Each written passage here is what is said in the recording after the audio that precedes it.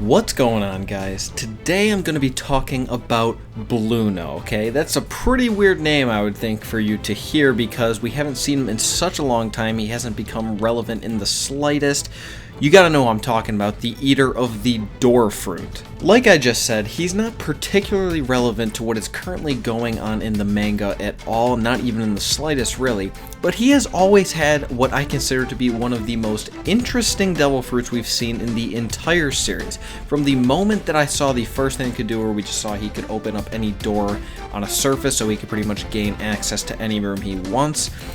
How useful that really is in the One Piece world where you can just break down any wall with your bare hand, I don't know. I mean, I guess that does give you kind of like the ability for people to not know that you were in that room, but still, from even that point, I thought it was a very cool devil fruit, and then we of course get to find much cooler things about it. Something so interesting about the door fruit is that it doesn't have any direct offensive capabilities. That is something that we don't really see in the One Piece world.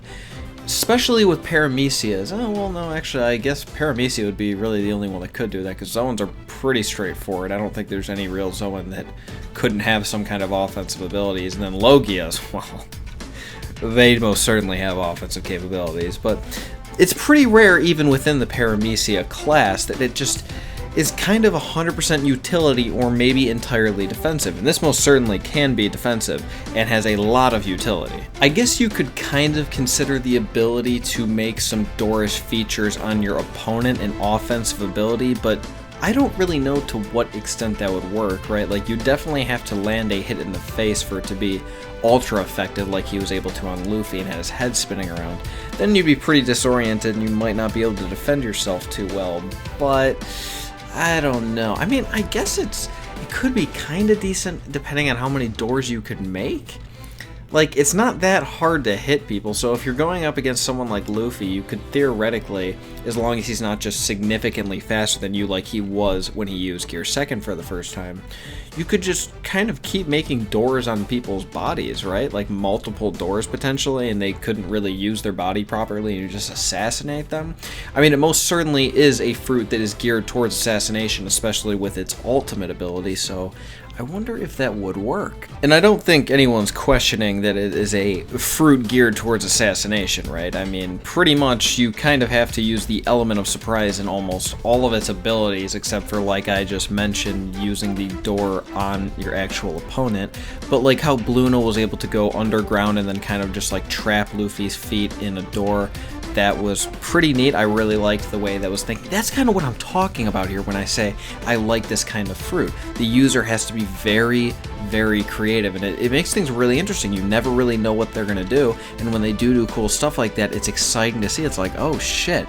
I did not even imagine how a door fruit could possibly be useful in combat, but Blueno sure did make it quite useful. Of course, he got completely stomped by Luffy, but that's not really the point! But without a doubt, the most interesting thing about this fruit, its ultimate ability, is the air door. This was a super cool idea. Again, did not see it coming. This is a pocket dimension. This is something we see a lot in different types of shonen. It's something always very cool to see, and it really does add quite a bit to that character's abilities. It doesn't necessarily massively increase their combat abilities, but it does give them some kind of edge in a long, drawn-out battle. If it was to go on for hours or whatever, I could see it being extremely useful. Of course, this character would have to be willing to, quote-unquote, run from the fight. That is most certainly what you're doing. You're locking yourself up in your own dimension that no one else can reach. So, definitely running away, if only temporarily. But, I mean, think about that ability. Pretty much, almost at all times, unless someone just completely outmatches you to the limit, which is, you know, certainly possible. That does happen all the time. That probably would have happened with Luffy versus Blueno. But you can pretty much just escape whenever you want. You can't really lose. You can kind of just exit the battle. It's kind of like, you know, Pokemon. When you're playing, like, on Game Boy and shit, you can just either fight the battle or run away, and there's not really a penalty to running away, so that's pretty nice. I mean, I don't know how exactly this could work, kind of like, I'm thinking of the one that Nove used in Hunter x Hunter while he had a pocket dimension that he could kind of enter in and out of from wherever, but it was always the same like little boxed area. That is kind of a lot more convenient for multiple reasons, especially because I don't think you could really escape from there if you didn't like defeat him first. So kind of the opposite of what I was just saying, how you could always run away. You could make so people couldn't run away from you if you got them in there, so that would be pretty neat. But what was so interesting about him is that he had all these preparations, right? He had like a ton of food that people could come and get at any time by using the portal that he set up for them. That was really cool. I really liked how that worked. That was a pocket dimension that he like allowed access to for multiple points that his friends could use, and he had shit set up in there. That was awesome. What if they had like a TV in there or something? That'd be cool. I don't think that's possible because you're in a different dimension, but that would be sick. Now, the thing is, where I'm going with this is, could Blueno make some kind of similar preparations? Could he have food? Could he have water? Could he have that in the middle of a battle?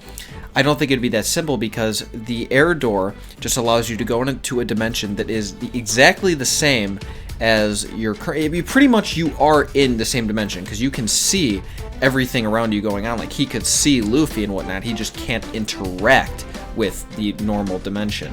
So there's that, but that means that the area is as massive as the real world.